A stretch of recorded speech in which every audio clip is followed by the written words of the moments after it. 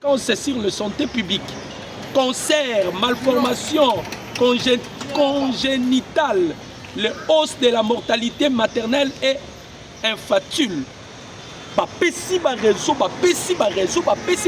tout cela, nous se sont tournés tout autour, il y a pas mafia. On dit Yaba Mafia. Ils ont créé des choses. Siko Awa, Bitumba, Siko Yebani. Bitumba et Bandi. Vous voyez que Paul Kagame va aussi battre les maquis. Paul Kagame va battre les maquis. Oh, lundi déjà, Tammy Briggs a été nommé ce lundi 11 août 2025 par Donald Trump au poste de représentante adjointe auprès de l'ONU avec les rangs d'ambassadrice. Elle occupait auparavant les fonctions de porte-parole du State pendant 7 ans. Azaki porte-parole de la Maison Blanche. Tout ça c'était pour bloquer GO et la mafia. Parce qu'ils ne se retrouvent pas. Voilà pourquoi la que notre beau pays est l'objet d'un complot international. La bande Kolobayango en guise de cause.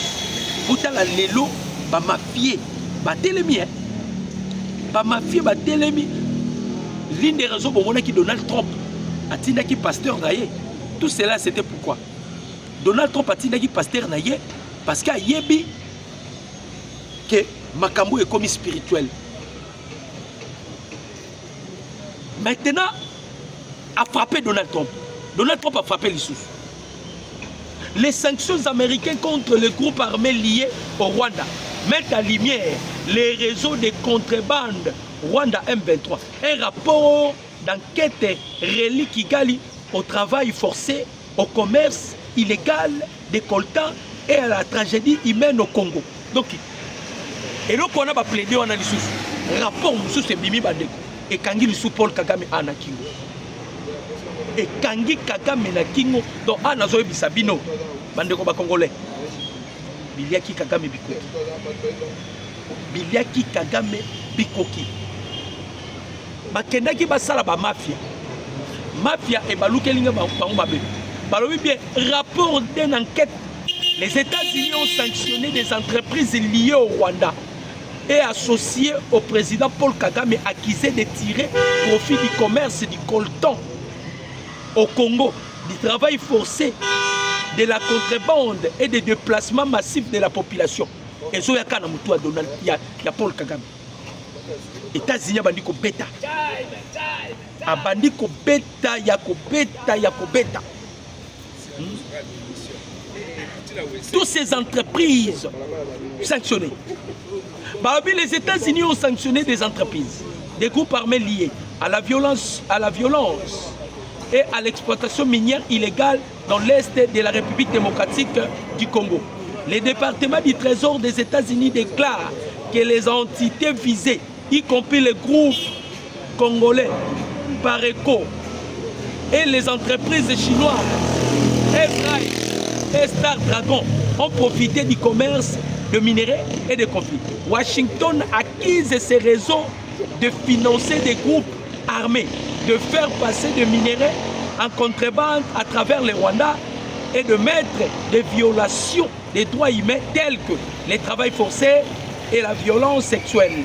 Cette mesure intervient quelques semaines après que les États-Unis ont contribué à négocier un accord de paix entre la République démocratique du Congo et le Rwanda vise à promouvoir la transparence dans les chaînes des approvisionnements en minerais et mettre fin au financement de la guerre dans la région de Grand Lac.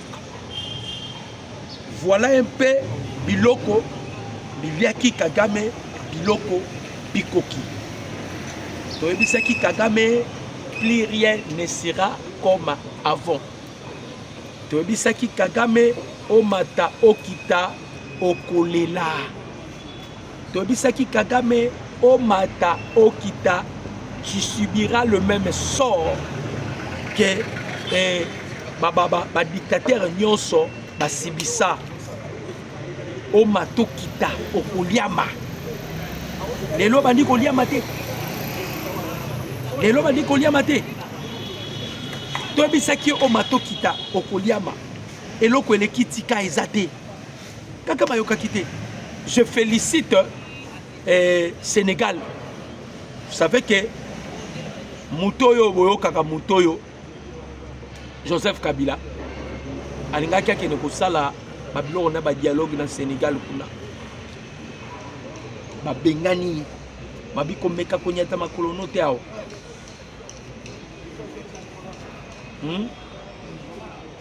Babikonyata makolo no kuto ate konyata makolo te, konyata makolo te. Pourquoi? Parce que bayoki biso ndenge tobetaki mbela tobi bosala bablagi te, bosala bablagi te. Tout cela qui va contribuer na babiloko wana bakosamba. Vos batailles na lobby, quelques membres démocrates du Congrès dirigés par les représentantes qui n'est pas membre de la commission des affaires étrangères dans la chambre présidée par l'exception continue de prouver que par pure haine envers le président Donald Trump, certes démocrates tenteront de saboter tout ce que le président Trump entreprend, même lorsque cela sauve de vie ou promet la prospérité. Nous exhortons les représentantes à s'engager avec le membre dévoué aux États-Unis pour établir les faits avant de répéter les arguments de Paul Kagame du Rwanda. Nous nous engagerons avec nos amis démocrates au Congrès pour corriger les nombreuses déclarations erronées contenues dans la lettre signée. Par là, vous allez comprendre pourquoi Kagame est-il à santé. Certains Américains, membres du Congrès, continuent de soutenir Kagame. Yangoyo et mon ami continuent de soutenir Kagame. Continue de soutenir Kagame.